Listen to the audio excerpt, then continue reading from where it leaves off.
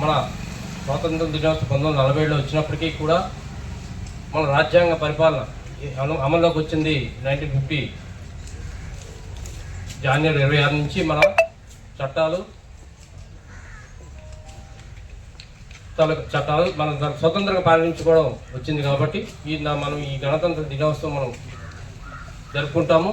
అలాగే 1947 స్వాతంత్ర దినోత్సవం నాడు ఏదైతే మనకి ఏమీ లేకపోయినా అంటే ఇన్ఫ్రాస్ట్రక్చర్ కానీ ఏమీ లేకపోయినప్పటికీ కూడా ఆ రోజు మరి బ్రిటిష్ వాళ్ళ జెండా కింద దించుతూ మన జెండాను పైకి ఎగరేసి ఆ ధర్మిలా మన రాజ్యాంగం నిర్మించుకున్న తర్వాత మన సుపరిపాలన స్టార్ట్ అయిన రోజు ఈ జనవరి 26 అనేది మనం చేసుకున్నాము.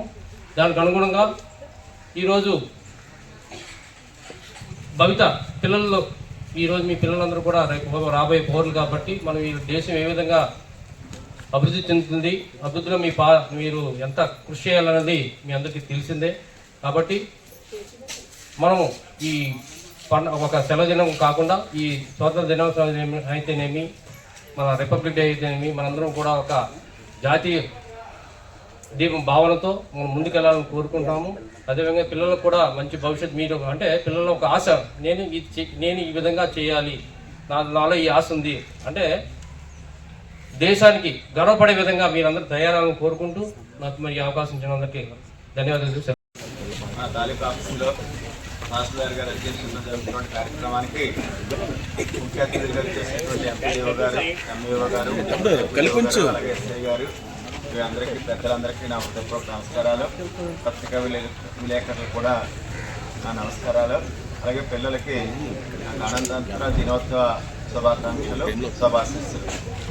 ముఖ్యంగా జాతీయ పండుగలు అనేవి ఆగస్టు 15 చేసుకునేటువంటి స్వతంత్ర దినోత్సవం కానీ జనవరి 25 జరుపుకునేటప్పుడు కానీ రెక్క దేశ ప్రజల్లో జాతీయ స్ఫూర్తిని నింపనందుకు ఒకసారి ఈ దేశం స్వతంత్రం పొందనందుకు అనేక త్యాగాలు చేసినటువంటి వ్యక్తుల యొక్క త్యాగాలను అలాగే వారి యొక్క మరణాలని ఒక్కొక్కసారి మళ్ళీ స్ఫురణకు తెచ్చుకొని మళ్ళీ మనం తిరిగి జాతి పునర్నిర్మాణంలో పునరంకితం కానందుకు ఒక రకమైనటువంటి అవకాశం కల్పించేటువంటి రోజులు ఇవన్నీ కూడా. అయితే వాస్తవానికి ఈరోజు రాజ్యాంగ స్ఫూర్తిని కలిగి ఉండి మనకి పెద్దలు ఒక బ్రహ్మాండమైనటువంటి వారసత్వాన్ని ఇచ్చారు. అలాగే జాతి నిర్మాణంలో వ్యక్తిగా కానీ సమూహంగా కానీ ప్రభుత్వ నిర్మాణంలో కానీ మనం ఏ రకమైన పాత్ర వహించాలి, ఎగ్జిక్యూటివ్ కానీ లెజిస్లేచర్ కానీ జ్యుడిషియరీ కానీ అలాగే ఫోర్త్ ఎస్టేట్ కానీ అంటే ప్రెస్ ఎలక్ట్రానిక్ మీడియా వీళ్ళు కానీ ఏ రకమైన పాత్ర వహించాలో ఖచ్చితంగా నిర్దేశించి ఉన్నటువంటి పరిస్థితి ఉంది. ప్రపంచంలో జరుగుతున్నటువంటి పరిణామ క్రమంలో మనం కూడా భాగస్వామ్యం. ఇవాళ 800 కోట్ల మంది ఉంటే మన వాటా 140 కోట్ల మంది ఉన్నారు. సో ఈ రకంగా ప్రపంచ ఆర్థిక వ్యవస్థ పునర్నిర్మాణంలో కానీ దేశ వ్యవస్థ పునర్నిర్మాణంలో కానీ ఎవరికి వాళ్ళు తమ పాత్రని పోషించినట్లయితే అలాగే సమిష్టిగా తమ పాత్రని వహించినట్లయితే దేశ పునర్నిర్మాణం జరుగుతుంది. అలాగే మనకి 2014లో ఒక రకంగా 53లో ఒకసారి మెడ్రాస్ నుంచి విడిపోయాం. అలాగే మళ్ళీ మొన్న 2014లో తెలంగాణ నుంచి విడిపోయి అనేక రకాల ఆంధ్రప్రదేశ్ సమస్యలు ఎదుర్కొన్నప్పటికీ సమస్యలను పరిష్కరించడానికి మనకు ఉన్నటువంటి కార్యక్రమాలని ఏ రకంగా చేసుకోవాలనేటువంటి ఆలోచన చేయవలసిన బాధ్యత ప్రతి పౌరుడి పైన ఉంది. ఈరోజు 14లో మనం వచ్చేటప్పటికి రాజధాని లేదు. అలాగే గతంలో నిర్మాణం ఉన్నటువంటి పరిశ్రమలన్నీ కూడా వేరే రాష్ట్రానికి వెళ్ళిపోయిన పరిస్థితుల్లో కూడా మనం మొక్కవని ధైర్యంతో ఎదుర్కొని సమస్యలను పరిష్కరించడానికి తగిన కృషి చేయడం జరుగుతుంది. ఈ కృషిని నిరంతరం కొనసాగించవలసిన బాధ్యత మనందరిపైన కూడా ఉంది.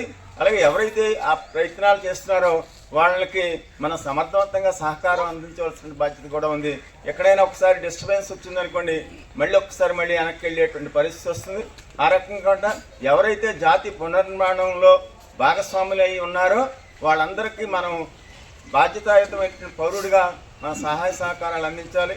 ఒక రకంగా అంటే నాకు తెలిసి రిపబ్లిక్ డే రోజు కానీ ఇండిపెండెన్స్ డే కానీ సెలవని కాకుండా మనం జాతి నిర్మాణంలో పునరంకితం కానందుకు మళ్ళీ ఒక్కొక్కసారి ప్రతిజ్ఞ పూని మన పెద్దలు పూర్వీకులు స్వతంత్ర సమరంలో ఏ రకంగా పోరాటం చేసి స్వతంత్రం తీసుకురావడము, అలాగే మనం ఏ రకంగా పరిపాలించుకోవాలో రాజ్యాంగ నిర్మాణం చేశారో దాని స్ఫూర్తికి అనుగుణంగా పనిచేయనందుకు మళ్ళీ తిరిగి పునరంకితమై రాష్ట్ర నిర్మాణంలో కానీ దేశ నిర్మాణంలో కానీ ప్రపంచంలో ఉన్నటువంటి ప్రపంచ శాంతికి ఏ రకంగా మనం అందరం కూడా దోహదపడాలో ఆలోచించుకోవాల్సినటువంటి ఆవశ్యకత ఎంతైనా ఉందని తెలియజేస్తూ ఈ అవకాశం